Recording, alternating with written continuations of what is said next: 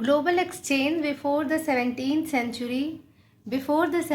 Century मतलब जो exchange global exchange हो रहा है, जो वैश्वीकरण हो रहा है, वो 17वीं शताब्दी से पहले की बात यहाँ पे कर रहे हैं। तो before the 17th century those people like traders, priests and pilgrims who were pioneer of global exchange carried, ये है मतलब जो विनिमय के अग्रणी थे, जो लोग, जो विनिमय एक्सचेंज की बात हो रही, ग्लोबल एक्सचेंज में जो अग्रणी लोग थे, with them good many values, ideas and invention which were the beneficial to the country where they went। यानी कि ये जो लोग थे, ये पुजारी और ये व्यापारी और ये तीर्थ यात्री और ये सारे लोग जब दूसरी कंट्री में गए तो वहाँ पे अपने साथ में क्या क्या चीज़ें लेकर गए, वैल्यूज़ थी, आइडियाज़ थे, इन्वेंशंस थे, बहुत सारी चीज़ें थी जो क्या हुई, साथ में लेकर गए, और जो जहाँ पर ये गए, जिस कंट्री में गए, वहाँ के लिए बेनिफिशियल रही, फ़ायदेमंद रही, बहुत अच्छी रही। बट दोज ट्रेवलर, लेकिन वही व्यापारी, ट्रेडर्स, व्यापारी, ट्रेवलर, यात्री, प्राइस, पुजारी, पिलग्रिम, तीर्थ यात्री, who proved pioneer of global exchange also carried with them germs and disease which proved very harmful for the local resident who died in thousands because they had no immunity against the disease that came from Europe to America। क्या कह रहे हैं कि यही लोग जो अच्छी अच्छी चीज़ें, वैल्यूज़, आइडियाज़ को लेकर गए साथ में, अपने साथ वो लेकर भी कुछ आए ना, तो वो क्या लेकर आए, वो अपने साथ जो चीज़ें लेकर, मतलब इन चीज़ों को भी उन्होंने कैरी किया साथ में। यही नहीं कि सिर्फ वैल्यू, आइडियाज़, इन्वेंशन और चीज़ों को लेकर चल रहे थे, कैरी कर रहे थे, अपने साथ वो बीमारियों को, जर्म्स, कीटाणुओं को भी लेकर कैरी कर रहे थे, जो कि बहुत हार्मफुल हुए वहाँ के लोकल निवासियों के लिए, और थाउजेंड क्या हज़ारों लोग जो है इस कीटाणु से, इस डिजीज़ से जो है ख़त्म हो गए। क्यों ख़त्म हो गए? Because they had no immunity मतलब एक प्रतिरोधक क्षमता, विरोध मतलब उसको फेस करने की ताकत नहीं थी उन लोगों में, इस डिज़ीज़ के अगेंस्ट, की इस बीमारी से लड़ पाए, वो प्रतिरोधक क्षमता नहीं थी उन लोगों में। डिजीज़ दैट केम, इस बीमारी से, जो कि यूरोप से अमेरिका में आई थी। ठीक है, next,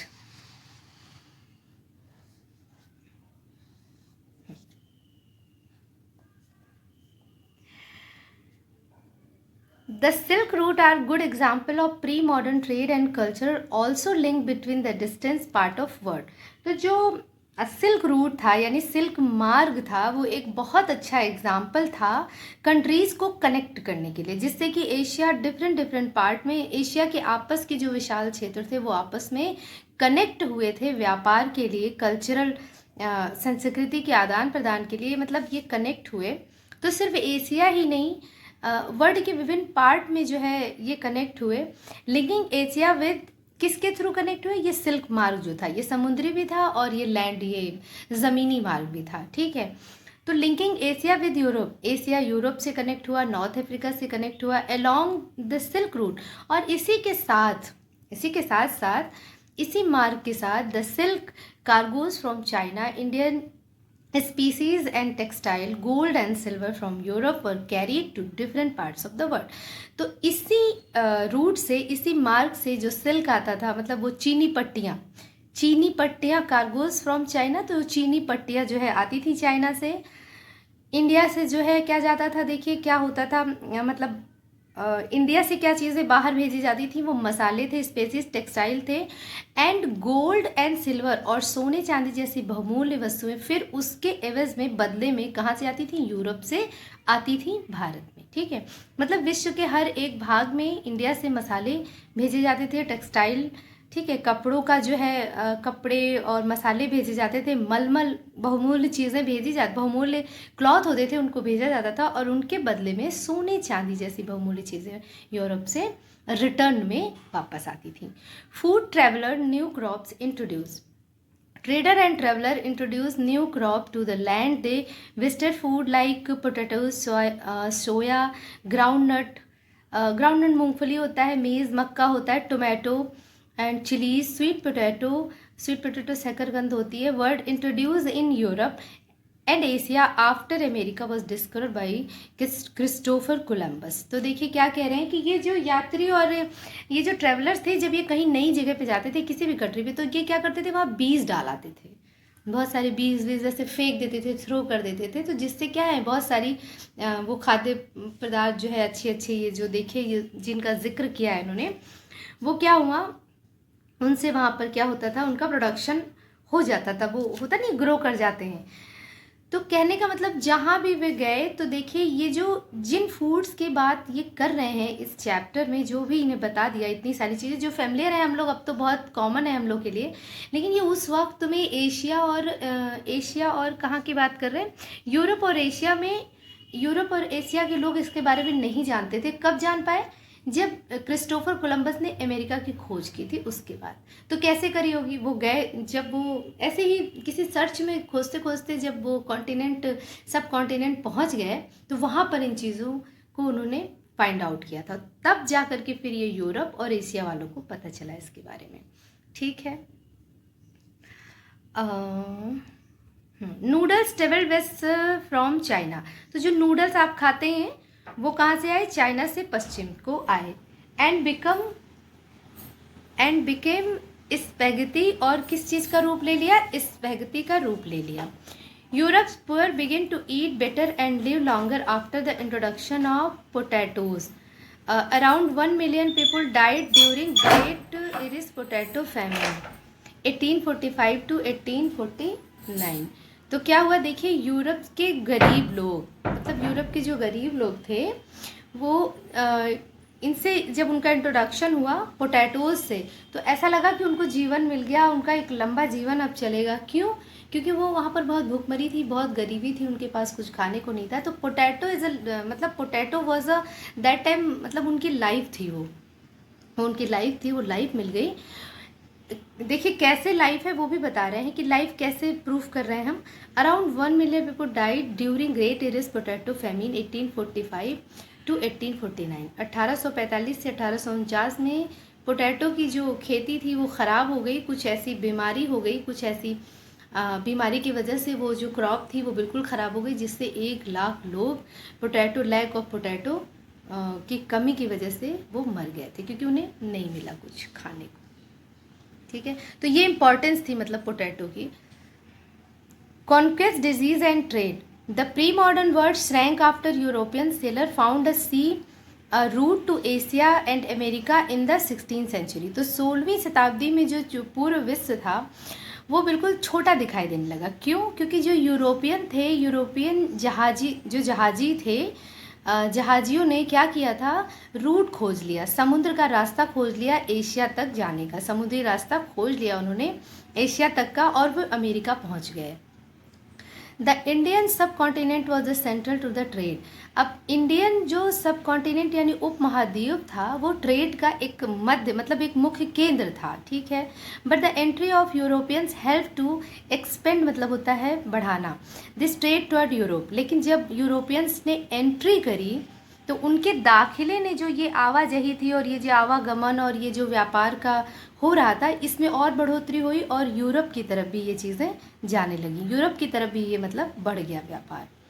the Spanish and Portuguese were the first European to conquest America in mid 16th century.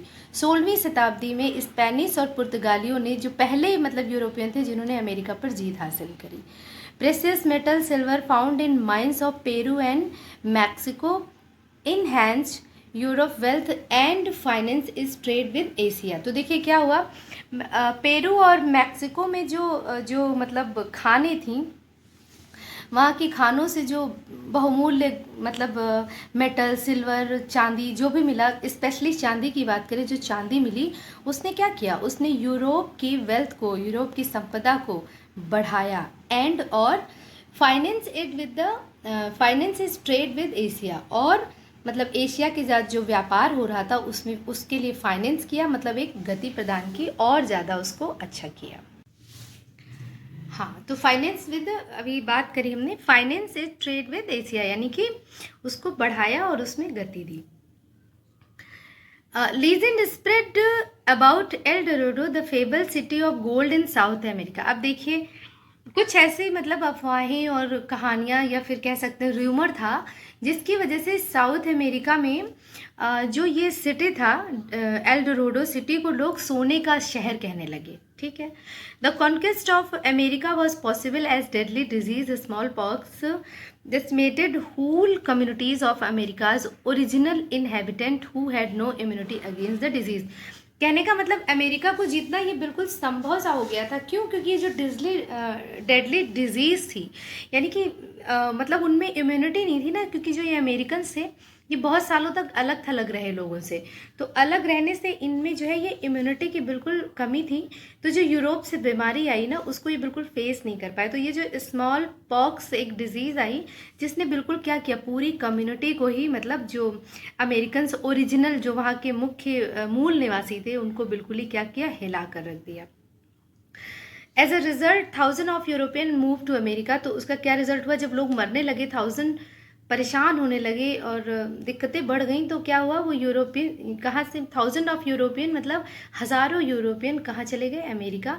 And slave captured in Africa worked in plantation of cotton and sugar for European market. और देखिए ये जो Africa से जो मतलब आए थे लोग, अफ्रीका से मतलब and slave captured in Africa, और अफ्रीका में जो गुलामों को पकड़ा गया था, ठीक है, जो उनको पकड़ कर लाया गया था, उनको क्या किया गया, प्लांटेशन में लगा दिया गया, उनको काम में झोंक दिया गया कि आप ये कॉटन और शुगर के लिए मतलब जो है आप काम करिए, ये कपास और ये सब उगाना, और शुगर प्लांटेशन में उनको लगा दिया गया, इस काम में लगा दिया गया। क्यों? यूरोपियन मार्केट, यूरोपीय बाजार था, उसके लिए कॉटन और शुगर की ज़रूरत थी, जिसके कामों में, जिसके वर्क में उनको लगा दिया गया, उन दासों को जो अफ्रीका में पकड़े गए। Europe emerge as the centre of the world trade. और जो यूरोप था वो एकदम क्या हो गया, वर्ल्ड ट्रेड मतलब विश्व का व्यापारिक केंद्र बन गया। ठीक है। 19th century 1815 1940। ठीक है। In the 19th century, economic, political, social, cultural and technological factor interacted in the complex way। अब देखिए 19वीं शताब्दी में जो आर्थिक, राजनीतिक, सोशल, सामाजिक, कल्चरल, सांस्कृतिक और तकनीकी जो फैक्टर थे, वो कैसे इंटरेक्ट हुए एक दूसरे से, इतने मतलब ऐसे इंटरेक्ट हुए कि बिल्कुल ही चेंज कर दी तस्वीर उन्होंने। It change the society and reshape the external relation immensely. तो उन्होंने बिल्कुल सोसाइटी की, समाज की काया पलट ही कर दी, उसको रीशेप किया, बिल्कुल ही बदल दी तस्वीर। Economist identify 3 type of movement of flow with in international economic exchange. अब जो अर्थशास्त्री हैं वो क्या कहते हैं कि 3 बातें हैं, 3 प्रवाह ऐसे हैं जिनकी वजह से ये चेंजेस हुए, ये इकोनॉमिक चेंजेस हैं, अंतर्राष्ट्रीय आर्थिक change.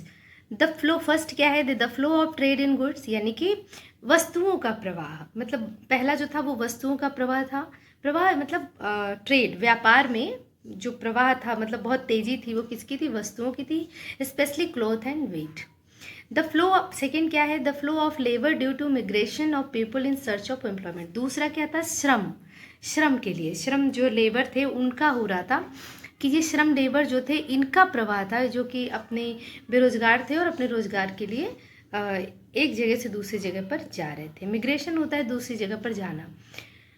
The movement of capital for short term and long term investment over long distance. अब देखिए तीसरा क्या था, पूंजी। पूंजी जैसे नहीं होता, पूंजी लगाते हैं आप, बहुत बिग मनी, एक अमाउंट, बिग अमाउंट, जो छोटे टर्म के लिए या बड़े टर्म के लिए उन्होंने इन्वेस्टमेंट किया, कहाँ, दूर दराज के जगहों, इलाकों में। All 3 flow were closely interwoven the end affected people's life significantly. देखिए ये तीनों जो फ्लो थे, फर्स्ट सेकेंड थर्ड, ये तीनों इंटरैक्ट एक दूसरे से बहुत ज़्यादा कनेक्टेड हैं और गुथे हुए हैं एक दूसरे में, और इन तीनों ने लोगों को बहुत ज़्यादा प्रभावित भी किया। A world, just a minute,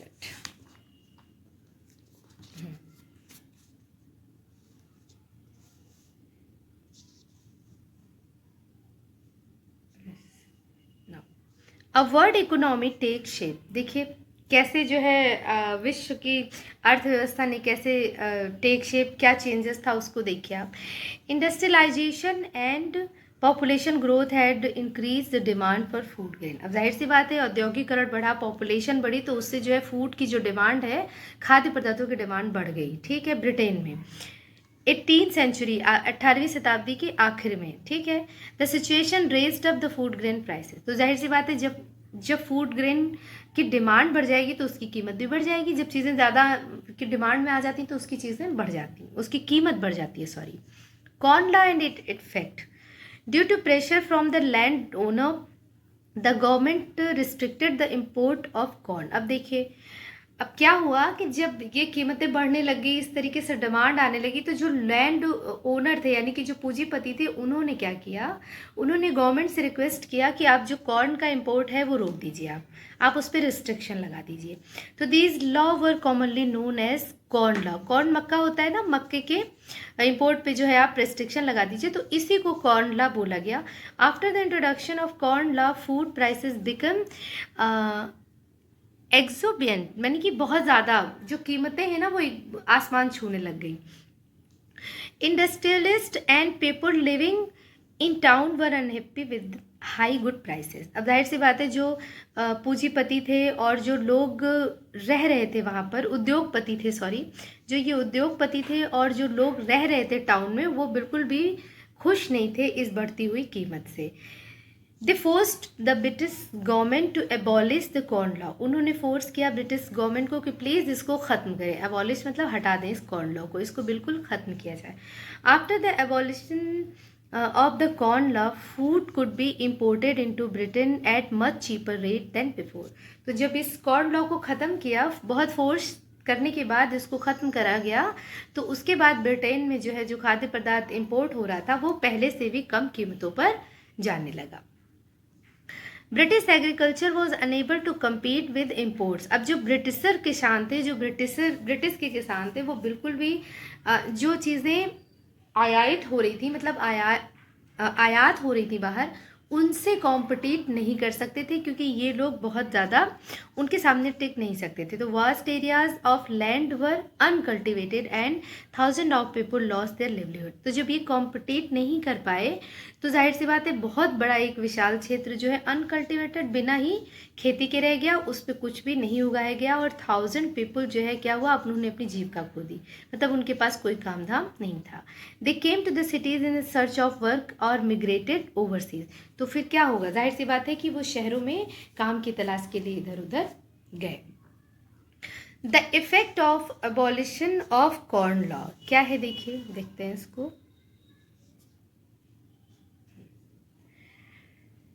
as food prices fail, जाहिर सी बात है फूड की प्राइसेस गिर गई, और जो कंज्यूमशन इन ब्रिटेन इंक्रीज, और जो उपभोग था वो बढ़ गया। From the mid 19th century, faster industrial growth in Britain led higher income and more demand for food. तो सब चीज़ें तेज़ी से होने लगी 19वीं शताब्दी में, मतलब जब ये चीज़ें फूड प्राइसेस कम हुई तो क्या हुआ, इंडस्ट्रियल ग्रोथ, उसमें गति, उद्योग में गति आई, बढ़ोतरी हुई, और जो इनकम है उनमें भी बढ़ोतरी हुई, और फूड की डिमांड बढ़ी। Around the world in Eastern Europe, Russia, America and Australia, land was cleared to cultivate more food grain to meet the increasing demand of Britain. अब सोचिए, ब्रिटेन की डिमांड, मतलब जो फूड जो इतनी बढ़ रही थी डिमांड, उसकी वजह से पूरे अराउंड द वर्ल्ड, पूरे विश्व में, पूर्वी यूरोप, रसिया, अमेरिका, ऑस्ट्रेलिया, इन सब जगहों पे जो लैंड्स थे उनको क्लियर कराया गया, किस लिए, कल्टीवेट करने के लिए, खेती करने के लिए।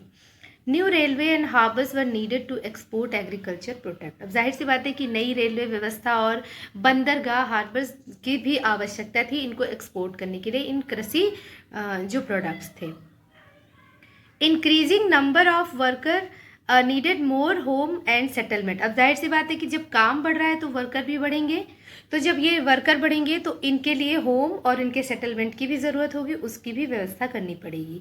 All these activity required capital and labour. जाहिर सी बात है कि ये सब चीज़ें, all these activities required capital and labour, तो इन सब की वजह से किसकी ज़रूरत थी, पूंजी और लेबर की। Capital flowed from financial centre such as London. तो जो पूंजी आ रही थी, जो बहुत ज़्यादा पैसों की ज़रूरत थी, वो पूंजी कहाँ से आ रही थी, लंदन से आ रही थी। Due to the demand for labour labor, million of people immigrated from Europe to America and Australia in 19th century in search of better life. अब जाहिर सी बात है, इस डिमांड जो लेबर की डिमांड थी वो कहाँ से आएगी? तो million of people immigrant from Europe, Europe से जो है लाए गए कहाँ? America and Australia. ऑस्ट्रेलिया और अमेरिका में कमी थी लेबर्स की, तो उसको पूरा करने के लिए यूरोप से इनको लाया गया, लाखों लोगों को एक, और वो आए भी एक बेटर लाइफ की उम्मीद में। By the 1890 a global agricultural economic had develop. तो ये 1890 में एक वैश्विक, मतलब एक कृषि में जो एक क्रांति, इकोनॉमिक डेवलपमेंट हुआ था, वो हो चुका था। मतलब एक आर्थिक डेवलपमेंट जो था एग्रीकल्चर में वो हो चुका था वैश्विक रूप से। Some time food came from thousand of mile away by railway और शिप। अब सोचिए, सम टाइम, कभी कभी जो फूड था वो कहीं छोटी जगहों से या थोड़ी सी डिस्टेंस पे नहीं आता था। सोचिए, हजारों मील दूर से रेलवे से और शिप से आता था।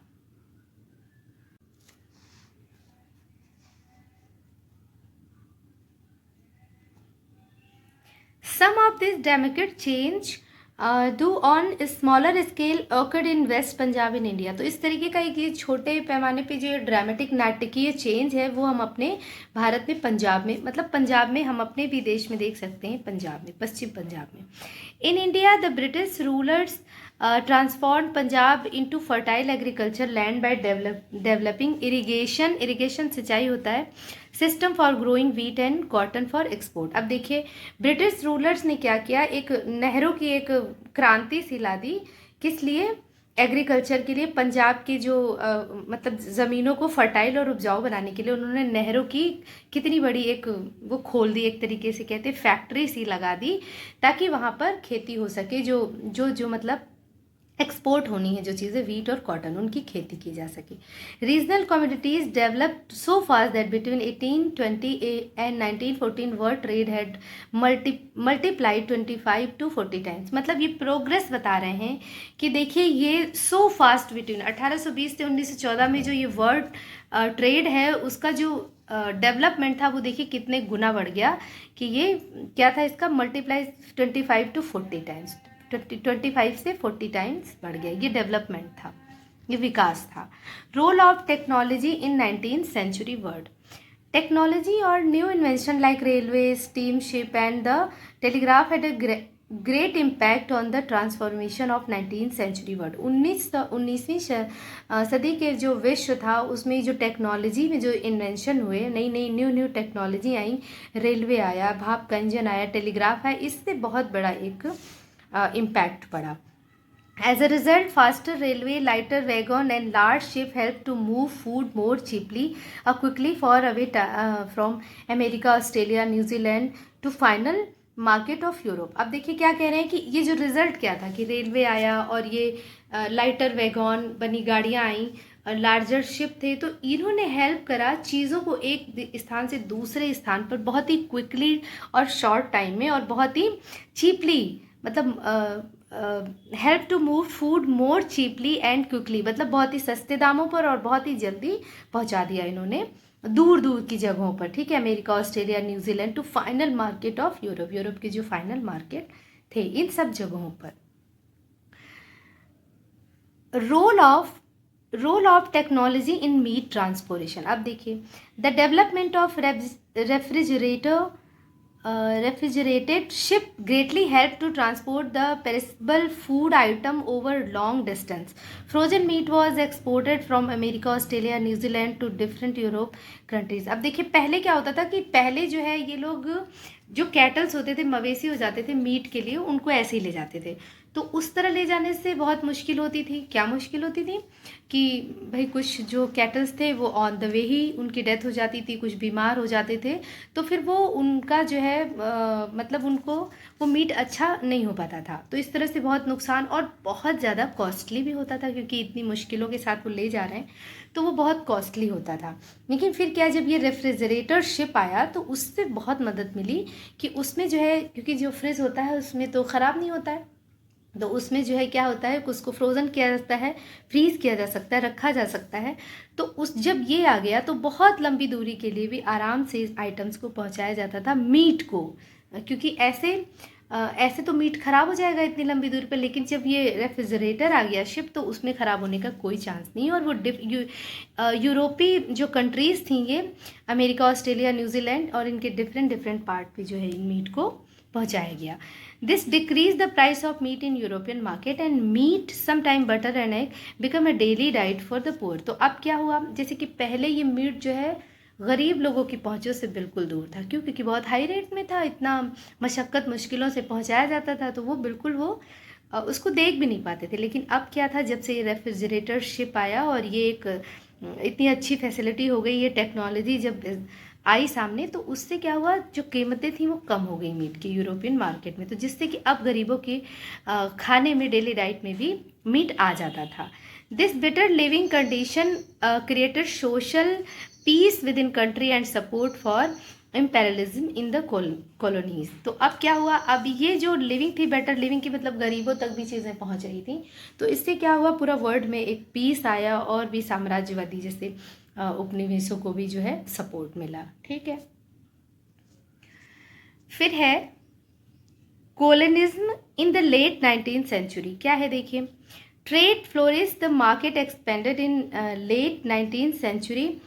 The European conquest at the time led many painful economic, social and ecological change in the colonized countries. Britain, France, Germany, Belgium and later USA become powerful colonies power। अच्छा, अब देखिए क्या है कि जो ट्रेस था वो बहुत ज़्यादा फैल चुका था, एकदम फ्लोरिश्ड हो गया था 19th सेंचुरी में। तो जो European conquest at that time led many, तो ये जो यूरोपीय विजेता था, मतलब इन्होंने विजय के साथ बहुत मतलब ये जो एक आर्थिक पेन, मतलब आर्थिक रूप से पेन, सोशल रूप से pain, ecological pain, change in, तो ये जो उपनिवेशिक कंट्रीज़ थे, मतलब इन्होंने जीता तो, लेकिन उसके साथ साथ ये तकलीफ़ें भी आई बहुत बड़ी बड़ी, मतलब ये बहुत बड़े चेंज जो आए वो, तो उस चेंज में इकोनॉमिक, सोशल, इकोलॉजिकल पेन भी था। ठीक है, इन द कॉलोनाइज्ड कंट्रीज़, इन उपनिवेश, जो उपनिवेशवाद जो ये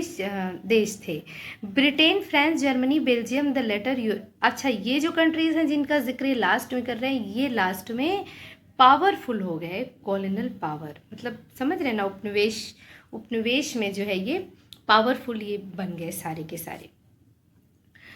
Colonization in Africa. In Africa, a fast spreading disease of cattle, plague of rinderpest, destroyed a large number of cattle in 1819। अब देखिए अफ्रीका में क्या हुआ, एक रैंडरपेस्ट डिजीज़ है जो फैल गई कैटल में, जानवरों में, मवेशियों में, जिससे 1890 में, तो अब ये इतने लार्ज नंबर पे ये बीमारी फैल गई जैसे प्लेग की तरह।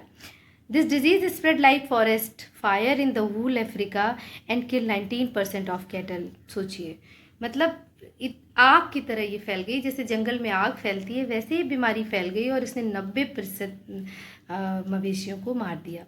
इन द लेट 19th सेंचुरी, और 19वीं सदी के आखिर में, Europeans came to Africa to establish plantation and mine. तो मतलब बाद में जो है सब खत्म हो गया ना, सारी चीज़ें खत्म, तहस नहस हो गई, तो यूरोपियन जो है अफ्रीका में आए प्लांटेशन और माइंस के लिए, उसको ठीक करने के लिए।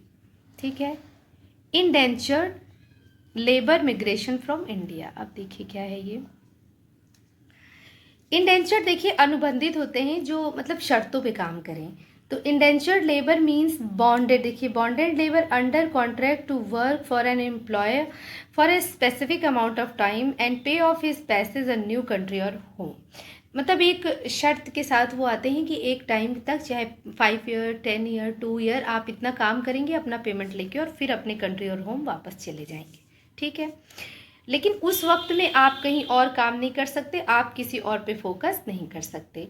इन the 19th century, lakh of Indian and Chinese labor went to work on plantation in mines and different construction project and around the world। तो 19वीं शताब्दी में लाखों भारतीय और चाइनीज़ लेबर जो है वो गए प्लांटेशन के लिए, वर्क के लिए, किसी प्रोजेक्ट के लिए, कोयले में काम, माइंस कोयले की खान में काम करने के लिए, कंस्ट्रक्शन किसी प्रोजेक्ट के लिए, डिफरेंट पार्ट में गए, विश्व के डिफरेंट पार्ट में गए।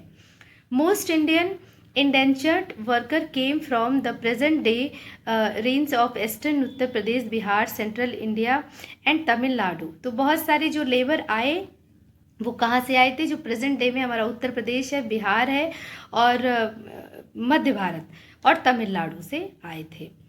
In mid-19th century, these reign of India experienced many social change like cottage industries decline।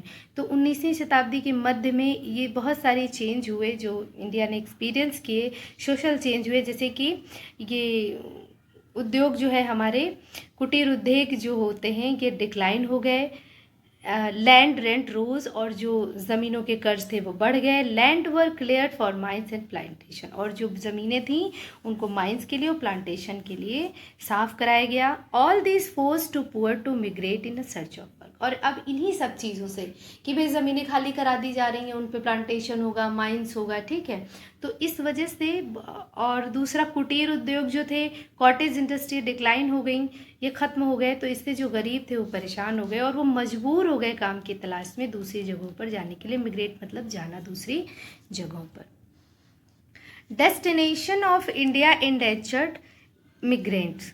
The main destination of India indentured migrants were the Caribbean island, mainly Trinidad, Guyana, Suriname, Mauritius and Fiji, beside other places near home. Tamil migrate went to Ceylon and Malaya. Some indentured workers were recruited in Assam tea plantation। ठीक है, तो क्या कह रहे हैं कि जो main मतलब इंडियंस ये लेबर थे वो कहाँ कहाँ के लिए भेजे गए, जो लाए गए वो कहाँ गए? बहुत सारे जो अनुबंधित लेबर थे उनको भेजा गया कैरिबियाई में, कहाँ? आइसलैंड में, मेनली त्रिनाद में, गुयाना में, सुरिनाम में, मुर्ती में, फ्रीजी में, ठीक है, beside other places near home. Tamil migrants went to, और जो तमिल के थे अप्रवासी, मिग्रेंट को क्या बोलते हैं? अप्रवासी। तो जो तमिल मिग्रेंट्स थे उनको कहाँ लाया गया? उनको सिलोन और मलाया भेजा गया। सम इंडेंचर्ड, और कुछ जो दूसरे अनुबंधित लेबर थे उनको क्या किया गया? आसाम में टी प्लांटेशन के लिए भेजा गया।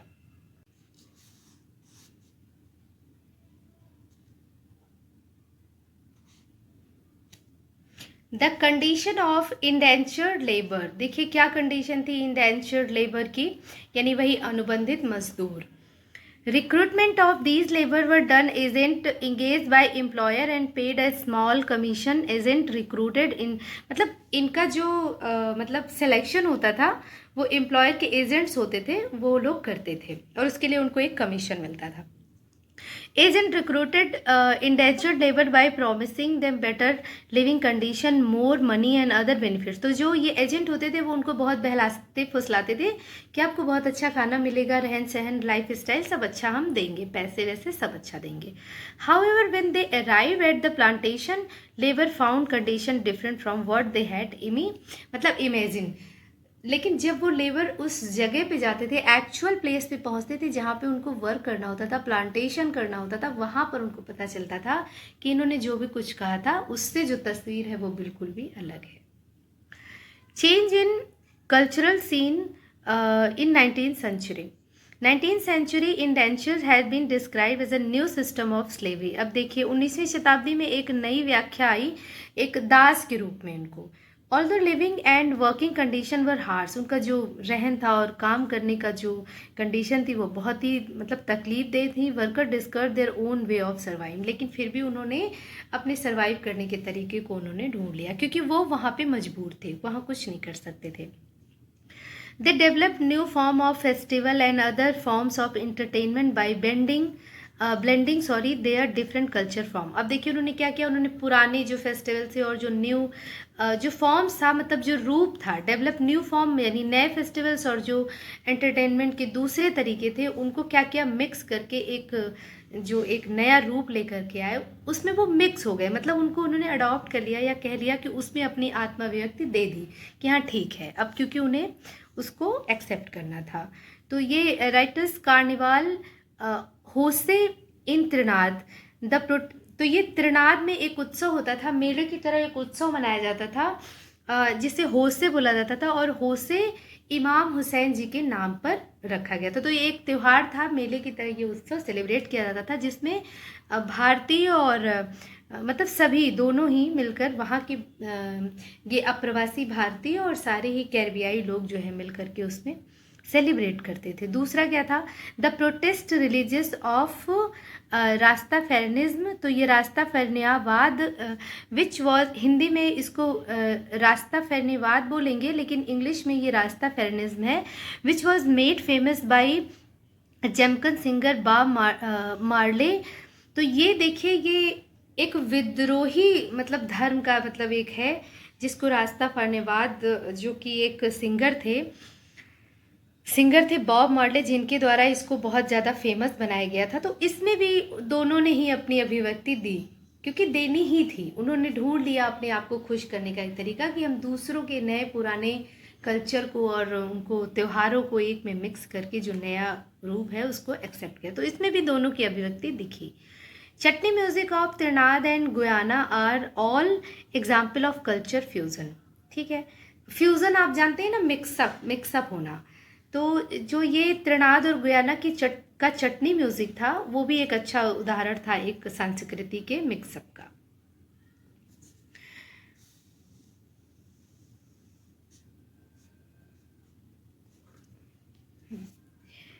ये descendant of indentured labour, many indentured worker permanently settle in country where they had gone after their contract ended. तो बहुत सारे ऐसे थे ये इंडेंचर्ड लेबर जो जब गए थे किसी दूसरी कंट्री में किसी प्रोजेक्ट के साथ, किसी बॉन्डिंग के साथ, तो ये वहीं पर रुक गए, वहाँ से ये वापस नहीं आए जब इनका कॉन्ट्रैक्ट ख़त्म हुआ उसके बाद भी।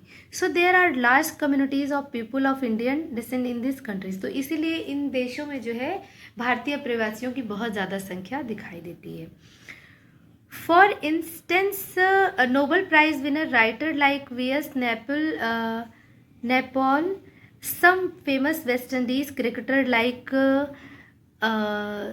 Shiv Narayan and Chandrapal and Ram Naresh Sarwan are descended from indentured labor from the India। अब देखिए, एक नोबल प्राइज़ विजेता जो हैं वी.एस. नैपोल और ये क्रिकेट वेस्ट इंडीज़ के जो प्लेयर हैं शिव नारायण, चंद्रपाल और ये राम नरेश शरवण, जो कि मतलब जो है क्या है, ये लोग भी, इनके बारे में सब लोग जानते होंगे, सारे ही लोग, आप लोगों ने भी सुना होगा इनके बारे में, वेस्ट इंडीज़ प्लेयर्स हैं तो इनके बारे में ज़रूर सुना होगा।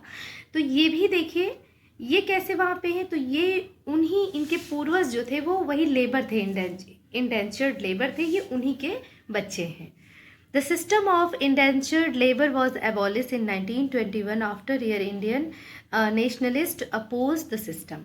तो क्या हुआ 1921 में, इस जो लेबर प्रथा थी, दास प्रथा थी, इसको ख़त्म करने की के लिए आवाज़ उठाई गई, और जो राष्ट्रवादी थे, इंडियन राष्ट्रीय, उन्होंने बिल्कुल खुलकर इसका विरोध किया कि नहीं, इस तरीके की कोई व्यवस्था नहीं होनी चाहिए।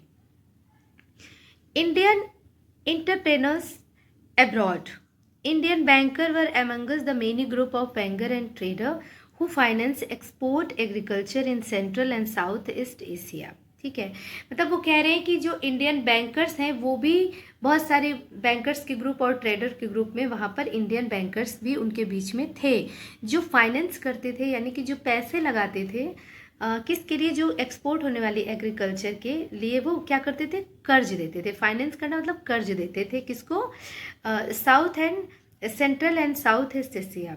ठीक है, उत्तर पूर्व एशिया को वो मतलब जो एग्रीकल्चर होना था उसके लिए कर्ज देते थे। Shikaripuri Shroff and Nattukottai Chettiar were some famous Indian banker. अच्छा, ये दो लोग जो शिकारीपुर श्रॉफ हैं और ये चैटर्स जो हैं, ये मतलब फेमस इंडियन बैंकर्स हैं। Indian trader and money lender also followed European colonisers into Africa. अच्छा, जो इंडियन ट्रेडर्स थे, व्यापारी थे, और जो कर्ज महाजन जिनको बोलते हैं, मनी लेंडर जो महाजन थे, उन्होंने भी ये यूरोपीय उपनिवेशकारों का पीछा किया और अफ्रीका पहुंच गए। ये यूरोपियन जो उपनिवेश कार थे उनके पीछे पीछे ये लोग भारतीय व्यापारी और कर महाजन भी चले गए। They usually sold local and imported a curious rare object to tourist. तो ये क्या करते थे, विदेशी वस्तुएं और लोकल मतलब एक लोकल चीज़ों को जो क्या करते थे, सेल करते थे टूरिस्ट को।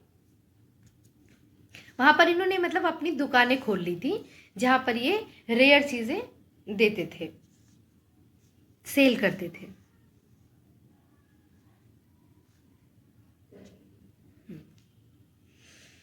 Indian trade, colonialism and the global system. Fine cotton from Indian were exported all over the Europe. तो जो ये फाइन बहुत महीन कॉटन होता था वो पूरे एक्सपोर्टेड ऑल ओवर यूरोप, पूरे यूरोप में जो है एक्सपोर्ट होता था। With industrialisation British cotton manufacture begin to expand. ठीक है, तो औद्योगिकरण के साथ जब औद्योगिकरण हुआ, मतलब औद्योगिकरण मतलब जब उससे बढ़ोतरी हुई, तो British cotton manufacturer begin to expand. तो जो ब्रिटिश में जो कॉटन बन रहा था वो जो मैन्युफैक्चरर थे उन्होंने उसको फैलाना शुरू किया, एक्सपेंड करना शुरू करा। The industrialist persuade the government to restrict cotton import from India and protect local industries. तो देखिए जब वो बढ़ोतरी हो गई उनके मैन्युफैक्चरर में, उत्पादन में, तो उन्होंने क्या कहा, उन्होंने कहा कि नहीं नहीं आप अब वहाँ पर आप रिस्ट्रिक्शन लगा दीजिए कि कहीं भी इम्पोर्ट ना किया जाए, किसी भी जगह पे इम्पोर्ट ना किया जाए, और अपने जो है लोकल जो उद्योग हैं उनको जो है क्या है आप बचाएं, उनको सेव करें। Indian trade and colonialism. The British government introduce high tariff on import of cotton cloth. British ने बहुत बड़ा शुल्क लगाया कॉटन क्लोथ पर। ठीक है, from the early 19th century British manufacturer also began to seek overseas market for their cloth. और 19वीं शताब्दी में उनको अपने ही क्लॉथ के लिए वो मार्केट की तलाश कर रहे थे। ठीक है, और भी मार्केट उनको चाहिए था क्योंकि मैन्युफैक्चरिंग उनकी बढ़ गई थी। क्योंकि मैन्युफैक्चरिंग मतलब हम कुछ बना रहे हैं तो हम उसको सेल भी तो करेंगे, तो उसके लिए हमें मार्केट चाहिए, तो वो सीख मतलब खोजना ढूंढ रहे थे। As a result the Indian textile industry was adversely affected. अब जाहिर सी बात है कि जो काम हम कर रहे हैं अगर वो हमसे बढ़कर कोई करने लगेगा तो हमारा काम क्या होगा उससे अफेक्टेड होगा। तो जो इंडियन टेक्सटाइल जो कपड़ा इंडस्ट्री थी, क्लॉथ टेक्सटाइल इंडस्ट्री थी, वो अफेक्टेड हुई। Indian textile face stiff competition in other international market. क्यों? क्योंकि जो ब्रिटेन है उन्होंने जो खुद ही बनाना शुरू कर दिया, तो जाहिर सी बात है वो इंडियन टेक्सटाइल जो क्लॉथ है उनको मना कर दिया उन्होंने। तो अब इंडियंस को दूसरा मार्केट चाहिए होगा, और ये एक बड़ा कंपटीशन था इंटरनेशनल मार्केट में जा करके compete करना। While export While exports of manufacturer declined rapidly, export of raw material increased equally fast। जबकि मतलब जो export of manufacturer decline rapidly, मतलब उन्होंने क्या किया, डिक्लाइन कर दिया ना उसको एक्सपोर्ट करना, जो मैन्युफैक्चरर थे। Export of raw material increase equally fast, और जो रॉ मटेरियल था वो भी मतलब बहुत ज़्यादा उनको तेज़ी से जो है उसको, उस पर भी जो क्या है उसको भी उन्होंने एक्सपोर्ट बहुत तेज़ी से, export of raw material increase equally fast, और जो रॉ मटेरियल था उसको बहुत तेज़ी से उन्होंने क्या करना, उसको उसमें बहुत तेज़ी कर दी उन्होंने एक्सपोर्ट करने में। British force the farmer to India produce indigo and opium. अब देखिए जो ब्रिटिशर थे वो क्या कह रहे थे इंडियन फार्मर से कि आप जो है इंडिगो की मतलब इंडिगो प्रोड्यूस करिए, और ओपियम, अफीम और नील। ठीक है, indigo use for dyeing cloth was exported to Britain, और इंडिगो यूज होता था क्लोथ को डाई करने के लिए, जो कि कहाँ जाता था, Britain. Opium grown from the 1820 in India was exported to China, और जो ओपियम ग्रो किया जाता था वो कहाँ जाता था, वो एक्सपोर्ट होता था चाइना में, चीन में। The money earn through opium sale was use by Britain to finance its tea and other import from China. तो जो ओपियम, जो अफीम एक्सपोर्ट हो रहा था, उससे जो पैसे मिलते थे, जो बिग अमाउंट आता था अफीम से, उसका यूज़ क्या होता था कि उसके एक्सचेंज में चाइना से टी और दूसरे अदर इम्पोर्ट्स, मतलब दूसरे भी पदार्थ आ जाते थे। ठीक है, मतलब जो अफीम जा रही है तो उससे फिर क्या होता था, उस जो बहुत बड़ा अमाउंट था उसके एवज में टी और दूसरे पदार्थ इंपोर्ट होते थे, कहाँ से, चाइना से। ठीक है।